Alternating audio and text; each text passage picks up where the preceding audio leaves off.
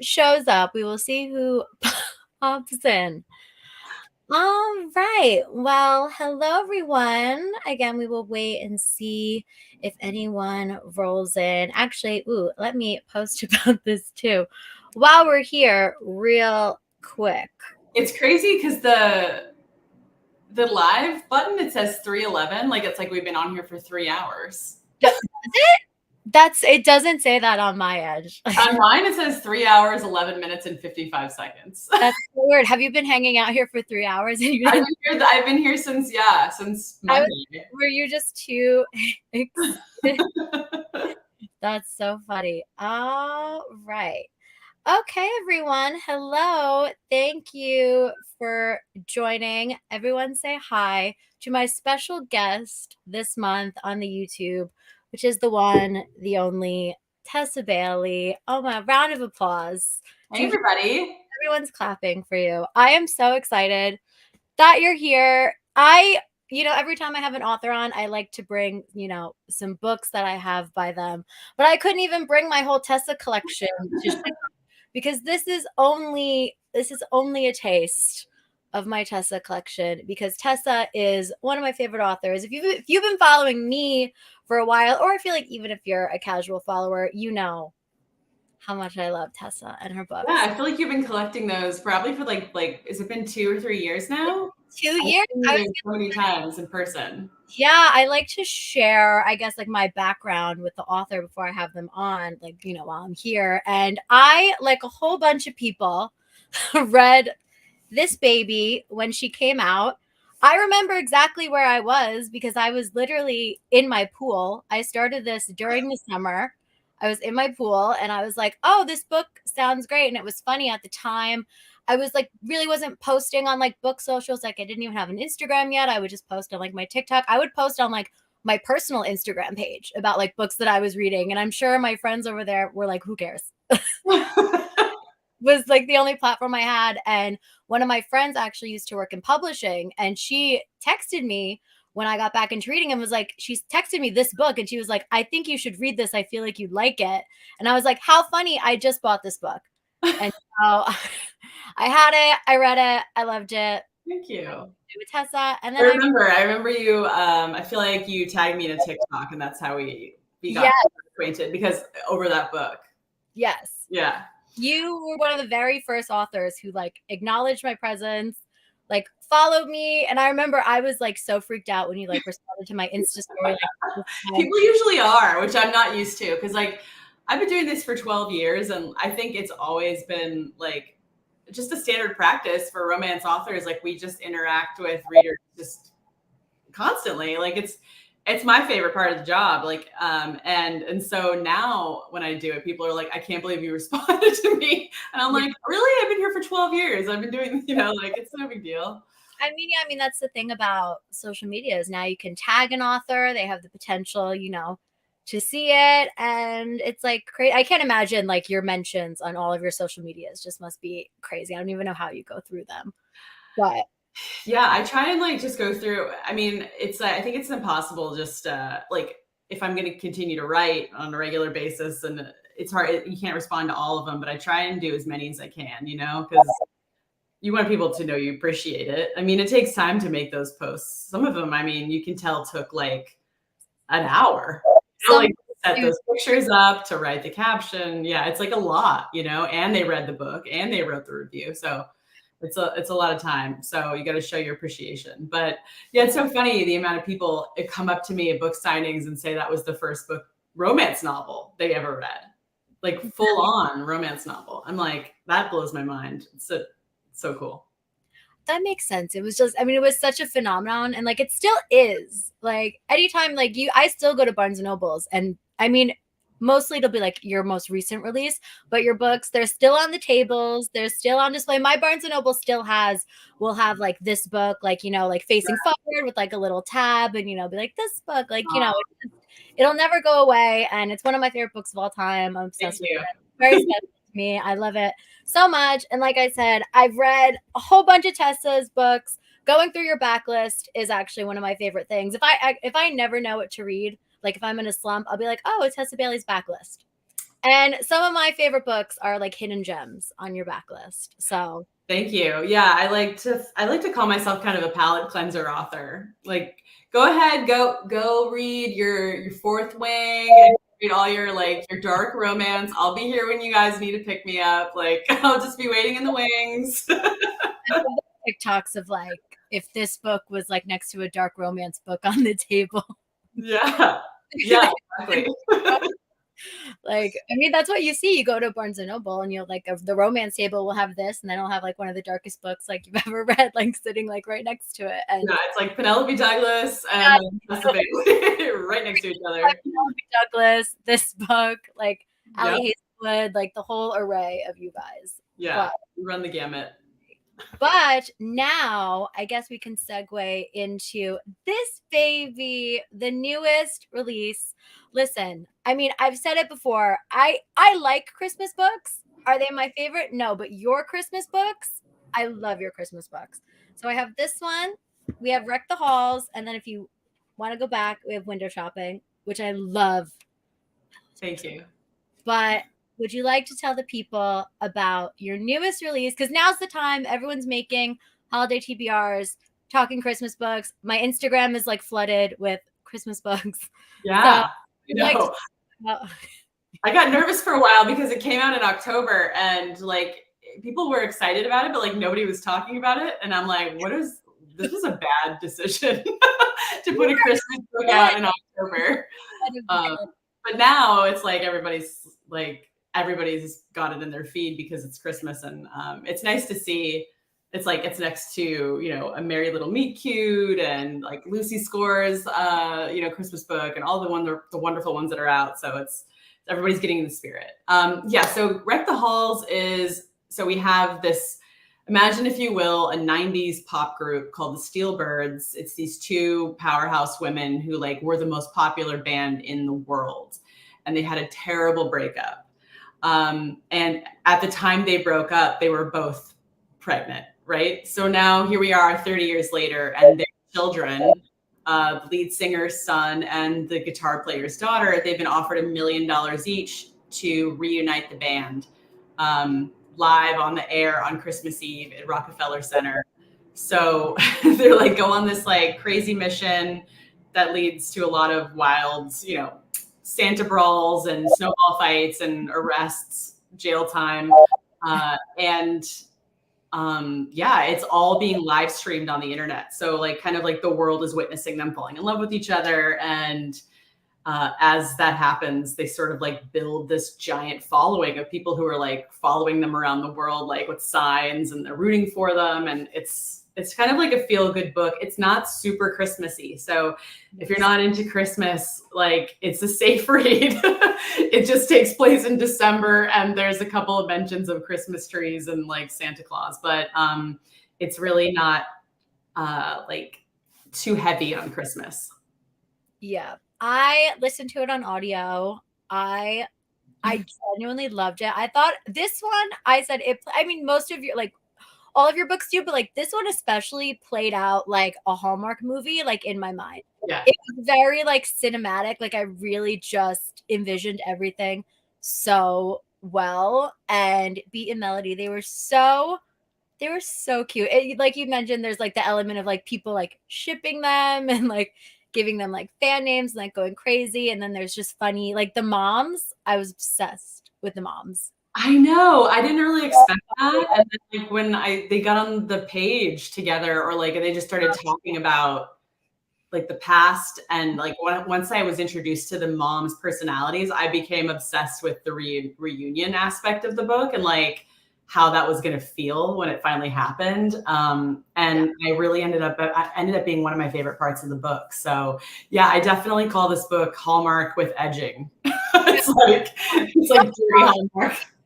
That's a big edging is a theme of that. That is a big part of the book.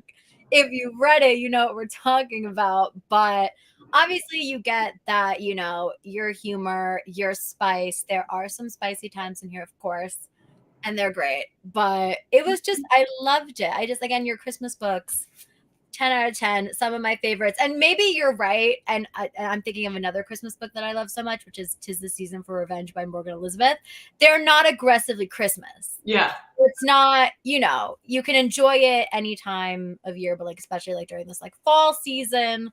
And it was just really, really, really cute. Thank you. Thank you. Anyone watching, anyone is going to walk into a Barnes and Noble and they're going to see this on the Christmas table, because I already see it on the Christmas table. So I really, really loved it. The audiobook was really good too. You can see if like your library has it. I listened to it on the app. Scribd had it, which was really nice. So if you need a Christmas book, and the cover is so cute too. Look at the little cover. Thank you. I told them I wanted it to look like wrapping paper. So it kind of like, you can see like the snowflake pattern. Yeah. The blue and snowflakes is very standard, like wrapping paper. Yeah, exactly. And I was like, I don't need a couple. I was like, can we do a book without the couple on the cover for once? And they were like, yeah, we'll do that. And then like, they came back to me later and they were like, no, the creative team wants to put a couple on the cover. And I was like, can they be little? Smaller than your standard. I like how it's still like one of your covers, but they're just a little bit small. They're miniature, yeah, and that's not the actual size of them. They're regular size in the book. Well, is this going to be a thing now where you're just going to keep giving us Christmas books? Or are you going to take a break? I mean, I don't know. I don't want to. No, I mean, like, I don't want to say no, and then like, next year I get like so I'm writing a sports series right now, and I feel like wouldn't it be fun to like write a sports Christmas book? Honestly, that's great. Yeah. I feel like it makes sense, like especially if it's like, I don't know, like hockey or even there's whatever they're doing. Exactly. Yeah. So you never know. I don't know if that's it for now, but I would never discount it, We'll see. I will be reading if it happens. And I feel like with you spitball any random sort of idea on the internet and people are like, write the book. I know.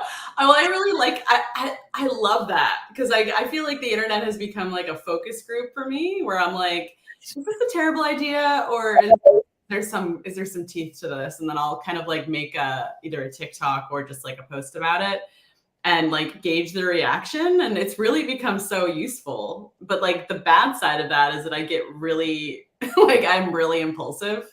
Mm-hmm. Like I will write the book, and so I have to like, sometimes I have to like go, you know what, why don't you just take a week and then decide if you want to write a book that the internet randomly decided you should write. Take a beat, Yeah. So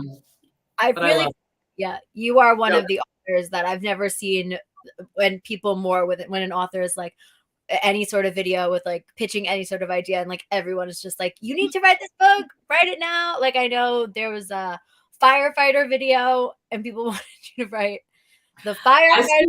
I still have plans for that. I really do. I actually pitched the firefighter series, but then the sports series that I'm writing, like, I don't know, it like keeps expanding. I've written the 2 books in it already and like a third one I'm working on now. Those are all coming out next year or the year after. Mm-hmm. And I keep introducing characters that like are so meaty that I like can't literally, it's so meaty. And I'm like, I know this is just going to go on forever. Like, I just keep. Well, I'm very excited for that series, and we'll get into that in a second. But there is one more release also. I feel like a surprise release. I have it on my phone, and it's a novella. Is it another holiday book? We have. Yeah, that's a New Year's book. I was like, wait, what is she talking about? What's funny is my friend and I were talking about this like months and months ago. We were like, we feel like there's so many holiday books, but like no one does New Year's Eve or like, why are there no New Year's spicy books? Everyone just gets distracted with like other holidays, but no one does this. But we have one. There it is. The cover is so cute. Thank you. Yeah, that's my Amazon original. It was an Amazon First Reads pick for this month, which I didn't know it was going to be. So it ended up being like released a month early. And it was just fun. I don't know. Like I've always wanted to write. I think New Year's is such a sexy holiday. Like it's so sexy. You kind of like, you're in this place of like wanting to shed your old skin and like kind of start over. And then you're around all these strangers. There's like this expectation of doing something a little wild. I just really I love New Year's. Even if sometimes I think it can be too much pressure, but yeah. So anyways, and I had this idea like that I'd actually spitballed on Book Talk like a long time ago about an expireship, which is like this new kind of form of relationship that people are really engaging in, which is like, let's do this for 2 months and then that's it, it's over. And that really intrigued me. So I've tried to find a way to like incorporate that with New Year's. And that's kind of what I got, is this hockey player sort of marrying this bartender for his green card.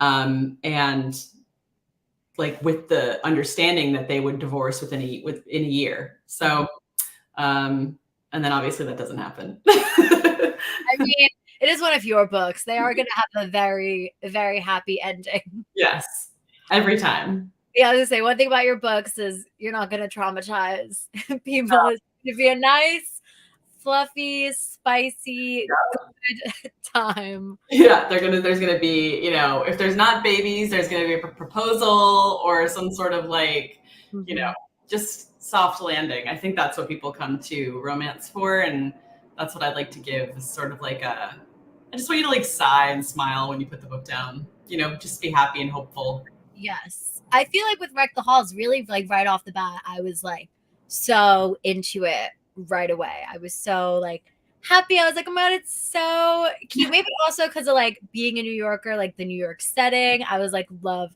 to see it and everything. And it was just, again, it played out so well in my mind. It was just so cute. There like the snowball fight, like you said, there is a snowball fight. It's really cute.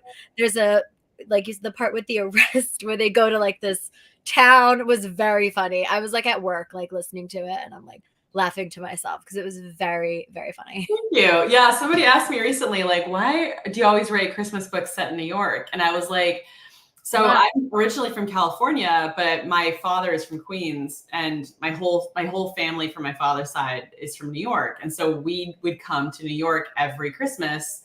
And now I've lived in New York since I was 18. So like, 21 years.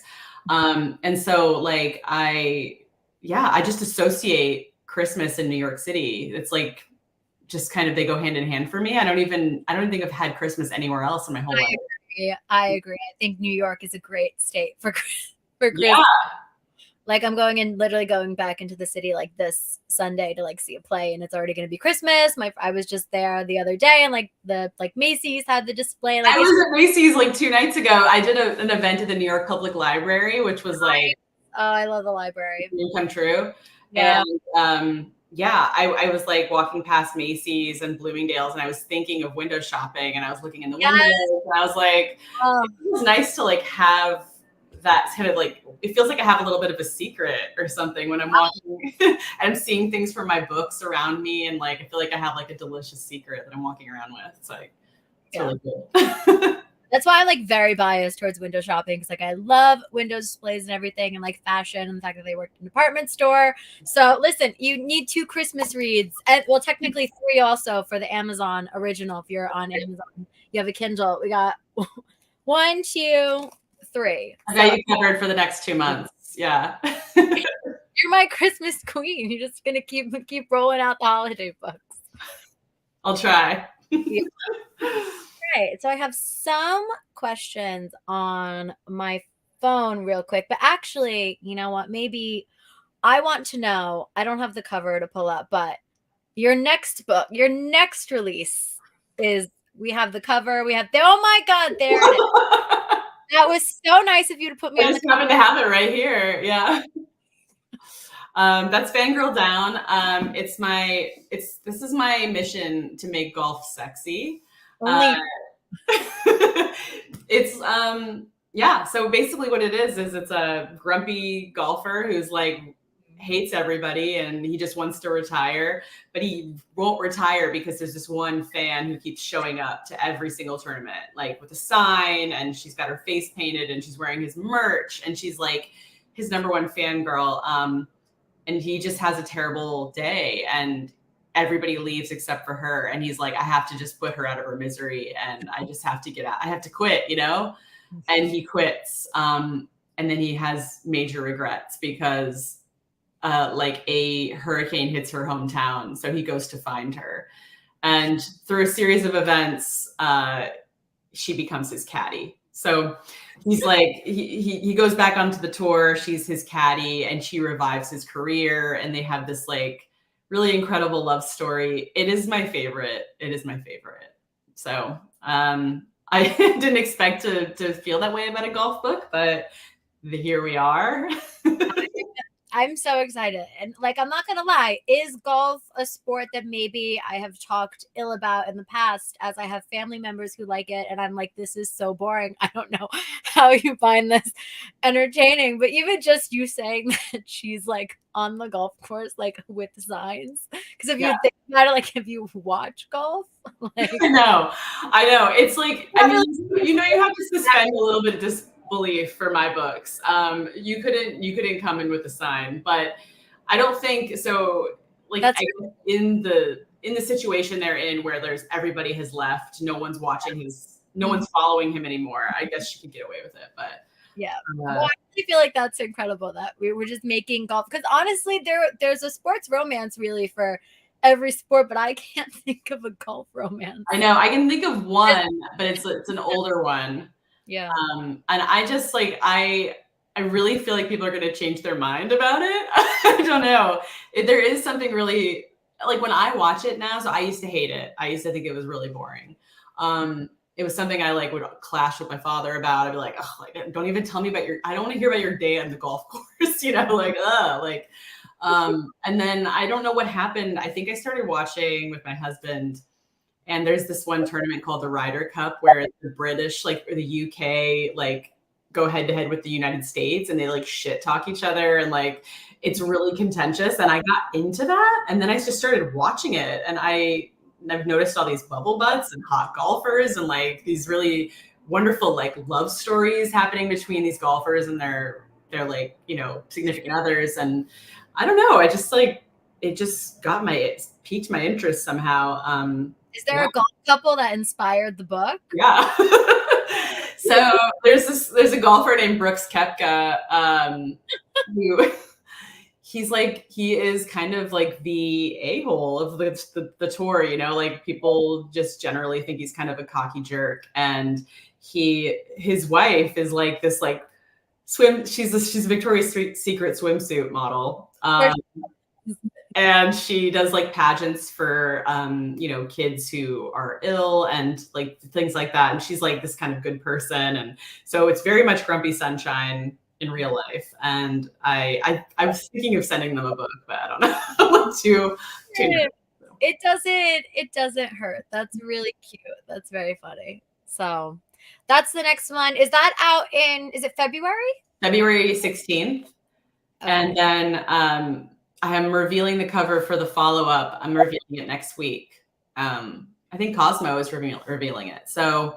Oh, look at you. So fancy. Yeah, I feel very fancy. And it's the golfer's best friend who is a hockey player, naturally. Yeah. So. Yeah. So just the Tessa Bailey sports universe is going to be crazy. Yes. Everyone get ready for the Tessa Bailey. It's going to make no sense. Just come along for the ride. Just buckle up. Don't ask any questions. You're going to have a golfer, but his best friend is a hockey player. Yeah. And they're going to keep going. It's going to be. That's right. One of them's going to be friends with a football player, You seriously just said I can't pick one sport and have them all be on the same team. No, they all play different sports. Yeah. I mean, like, I feel like it's totally plausible now because it's such a small world. Like the sports world that really has shrunk because they're all fans of each other and they all like meet at the ESPY Awards and they all do like crossover events where like basketball players play golf and like they do meet up. So I don't think it's too far-fetched. I don't know. I'm very excited. I'm very excited for Fangirl Down. The cover is so freaking cute. I love the green. I love your covers are just so It's like you on the cover. It's pretty much you. literally so nice of you to put me on the cover. Like that is with the pink font. Pink's my favorite color. So how did you know? Yeah, you were the inspiration for Josephine. I'm gonna say it. You said it. You heard it here first. That's It's Kelly. recorded here. Listen, but I'm very, very excited. And I know people are gonna be excited because again, sports romance is never gonna die, which I feel like is a good segue into the question where someone asked, what are your favorite tropes to write? My favorite tropes, so I really, really love enemies to lovers. I feel like I really have to write it a very specific way to enjoy it, where like there needs to be some definitive proof, like by the end of the book, that he's loved her the entire time. Like otherwise I don't like it. So enemies to lovers, but the kind where he's secretly pining for her the entire time. That's my favorite thing to write. I do love writing anything like obviously best friends, like best friend's brother, best friend's little sister, things where it's like sort of forbidden. The one I'm writing right now is like oh my God. Okay, so the one I'm writing right now, which is the third book in the sports series, is these two people, they meet, they have this like incredible night together. They're like smitten with each other, like they're like, this is it, we're meeting up and we're gonna be together, and then they find out their parents are getting married. No, you Yeah, I don't know. It's like a it's rom. happening. I'm like, I can't remember that. Yeah, I can't remember if there's like a movie like that or something, but that's very funny. Their parents are getting married. Incredible. Yeah. So I'm excited about that. And so yeah, that's the one I'm writing now. And then it's like probably just more sports, maybe some firefighters. I don't know. We'll see. Listen, nothing like a East Coast firefighter, I must say. Yeah, right? I mean, yeah. A lot to explore there. So lots. And you'll have to suspend your disbelief for that too, because I think they're like kind of tomcatty. But mine won't be. Mine are going to be like, golden retrievers, all of them. You're going to do some research. You're going to go down to the local station. Well, that's why I've taken so long to write a firefighter, probably because I have some in my family. So yeah, I know a lot too. That's why I've avoided it. Yeah, they're everywhere. Yes. This question is cute. I feel like maybe I know the answer, but maybe I don't, because you have such a large backlist. And it says, if you had to pick any of the female main characters that you've written to go on a cross-country road trip with, who would it be? Oh, definitely Hannah from Hook, Line, and Sinker. Yeah, because she would have the killer playlist. Yeah. You love Hannah, the music taste and everything. Yeah, you just never be, you would just basically just drive and let her just like create the most incredible journey. You would never have to touch the dial. She'd be on it. She's a good one to go on a road trip with. I would want to go with Piper, but we'd probably just drive in a circle the entire time. You would never make it across country because you'd just be stopping at every mall, every outlet mall. We would get lost and we'd stop at the mall and then it's like, we're too late. So we'd be like, well, we have to go back anyway. We missed it. So, yeah. Or you just stop at roadside attractions for like good Instagram pictures. Yep. Exactly. And then I have a question here, but then I feel like people mentioned it on the side, where how do you come up with your story ideas and where do you get your inspiration from? I feel like everything inspires you. Everything. And so like I feel like I come up with the story idea like every day. And so I forget where they originate, but I usually start with the characters first, to be honest. I start with like a character that comes to me and I'm an opposites attract junkie. Like I really always try to give my character their perfect foil or exactly what they need at that point in their life. Or like they both are at a pivotal point in their life and they're going to benefit each other somehow. Or they're the exact thing they don't need at that point in their life. Just I usually come up with one character first and then I come up with the second one that's going to make it the best story and that's going to be the most intriguing pair. So I usually come up with their past and their futures, and then I figure out the meat in the middle, which is why they can't be together. That's the hallmark of a good romance novel. So once I have their past and their futures, I can figure out what the conflict is usually. Yeah. Do you normally like plan out if it's going to be something like the Off the Vine, which is like a duet, or if you do like a trilogy or a standalone? Do you think ahead like that, or is it more of just like as you write and these characters come to you and you're like, oh, they need a book? This Well, it used to be like that. So it used to be like characters would just come to me, and I'd be like, oh, I guess I'm writing a sixth book in this series. And I would just keep kind of going wherever my heart led me. And then, but more recently I've started doing like, no, I'm just doing a duology because I know like when I get to the third book, I'm going to want to start something new and kind of like jump outside of this world and start a new one. But then I really regret not writing a third book in the Bellinger sisters. So I've decided to go back to my original method of just kind of leaving it open and like letting sort of like the wind take me where it might like to something that interests me. So if it ends up being a duology, that's fine. But I want to make sure I always leave myself a little bit of, wiggle room if I decide there's something else I want to explore in that world. Yeah. I would say you love, a trilogy, duology. You have a whole bunch in your backlist, like I said. Anyone watching here who doesn't know about Tessa's backlist, I don't even have the backlist books with me, but like I said, I don't even have them. They're hiding somewhere. One of my favorite places is Tessa's backlist. Personally, quickly, some underrated gems. Maybe I love Runaway Girl. I'm obsessed with Runaway Girl. Speaking about duets, there's Getaway Girl and Runaway Girl, because also these books will be traditionally published, and some people are noticing, like the covers are matching. Some of your older series are getting, recovered. They're in stores. Someone mentioned that they were currently reading Chase Me, which again is an older book with the cover. So if you go to a Barnes and Noble, you'll see some Tessa books, and they're not necessarily new, but they're in stores. You can get them, and they're slowly rolling out again, like your backlist. Yeah. As well. So I can't wait for the new Getaway Girl and Runaway Girl covers. I think that's going to be like, I want to say it's like next, not this. So I think fall 2024, they're going to reissue Window Shopping in stores. Yeah. And then the following year, I think they're going to reissue, Getaway Girl and Runaway Girl somehow.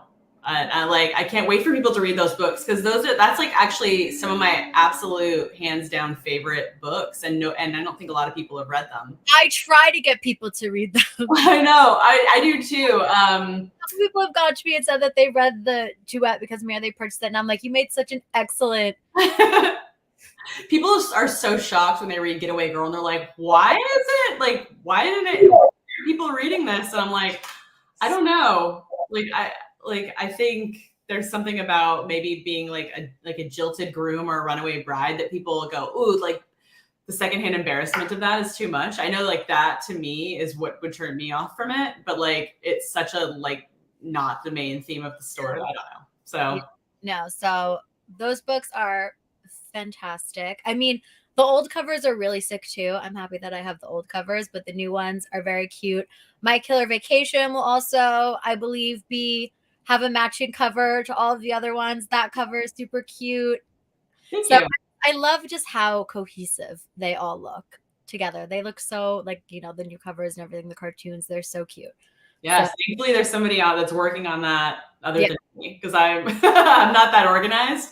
So thankfully there's smart people that have decided to spend their time, making sure I look organized and decent. So yeah, it's good. Thank God for those people.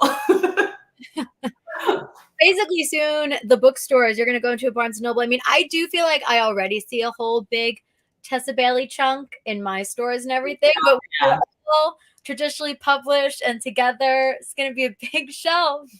I know, it's shocking. I used to, I mean, as recently as 3 to 4 years ago, going into any bookstore and probably not finding my books, to going into every bookstore I go into and having like almost a whole shelf. Target, Walmart, Barnes & Noble. It's mind blowing. And that's because of the readers. I mean, it's not just me. There's a lot of authors that have, are taking up a lot of shelf space now. And that's because the demand is there. Yeah. And because like such a huge influx of readers have, found romance in the past year or two. So that's all thanks to them, thanks to you guys. Yeah. Well, you are the Tessa Bailey. I said I was having you on, and people were like congratulating me. They were like, "Oh my god, this is huge! Congrats!"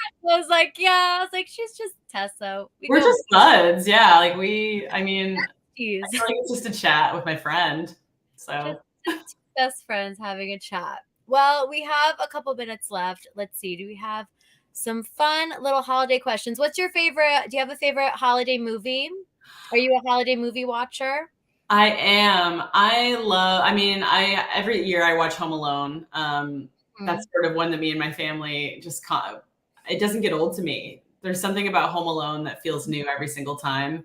And when she walks in at the end and like Kevin turns around, he sees his mom, and then the neighbor reuniting with his family in the yard, like that gives me my Christmas cry every single year. It's like it's so cathartic. It just makes me happy. I can't. I think that might be the one, Home Alone. Yeah. Is there a holiday that you haven't written about yet that you write a holiday book for? There are St. Patrick's Day books. There are Halloween books. Is there any holiday that? I do have a Halloween book. Which was the Halloween book? I don't think it's in print. I think it's called The 7-Year Slip or something. I wrote it for an anthology like a long time ago. And I don't know, like it's just out in the ether now. I don't know where it is. I feel like you could write a really funny St. Patrick's Day book. I could. I was married 2 days after St. Patrick's Day, and our rehearsal dinner was like on St. Patrick's Day. If you could imagine an Irish wedding. That's really fun. Rehearsing on St. Patrick's Day, it was an absolute best show, if you could imagine. But I have I do. I think I have a Valentine's Day book called The Sweetest Fix. Oh yes, yeah. Mm-hmm. Yeah. I don't have any like 4th of July books or anything. Like I guess it's mostly you have summer books. You have a lot of summer themes. Yeah, it counts. Close enough, yeah. Close enough. That's funny.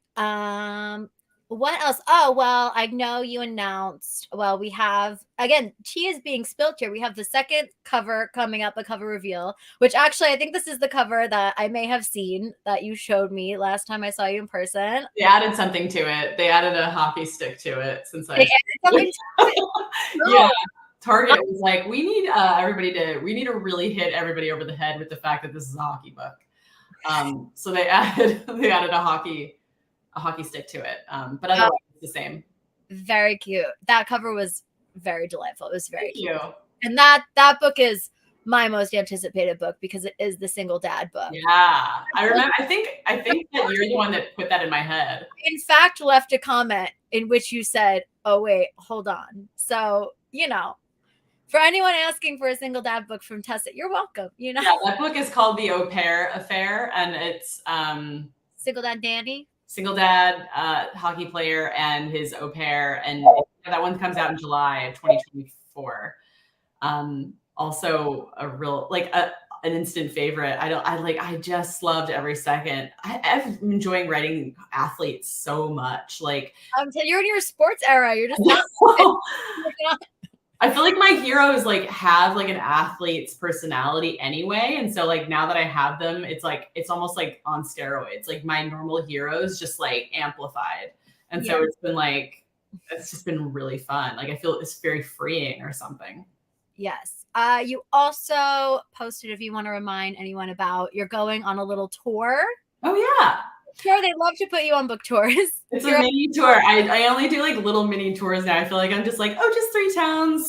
That's all I can. I get so tired and I don't sleep during them because I'm not in my comfort zone that I by the end of 3 days I'm a zombie. But I'm going to Lawrenceville, Georgia. Mm-hmm. I'm going to. Where am I going? St. Louis, Missouri, and then I'm doing Long Island, right near me. Yes. The Carl Place Barnes and Noble, out here, on Long Island. So you can find all that information on my, not on my website yet, but you can go to my links on Instagram or TikTok. Yes, I think you have an Instagram post about it. that'll be that's for like Fangirl Down. I think that's February. Yes. We'll be talking to the people about that. And then maybe, are you going anywhere else next year too? Oh, you have signings also in 2024. I'll see you at Book Bonanza. Bonanza, I'm going to the UK actually. I haven't announced it yet, but I'm going to the UK at the end of February. So look out for that if you're in the UK.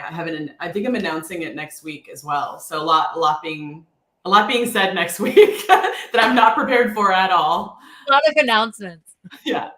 But so that's exciting. And then Canada, I'm going to as well next year. That's another thing I haven't announced. But yeah, pretty much just covering the globe as much as I can. You're just a global sensation, Tessa Bailey. That's what they should pitch you as anywhere you I'll go. take it. Yeah, no, I'll wear that t-shirt. So. Which is true. So, all right. So we are wrapping up on the time that I know that I have with you. Thank you so much for popping on. Like I said, I really appreciate it. You are the best. Yeah, everyone is excited for the new releases. Thank you for joining. Some tea was spilled. I told you guys. Yeah. You've always heard it here first. Breaking Tessa Bailey news. So a lot to come. I'm very, very excited. Again, thank you for joining me. Thank you. Thank you so much for having me. Thanks for everybody for the amazing questions and for coming. And so excited for this year. Yeah, thank you for watching. Much to come. We have, remember, Christmas time. Yeah. We have Wreck the Halls, Fangirl Down. We have the Amazon. Tessa's everywhere. Just go to Barnes & Noble and buy Tessa. Just get anything. It'll be a good time. Yeah, exactly. All right. Okay. Bye, guys. Bye, everyone. I was like, bye, for a second. Bye, everyone. Thanks for watching.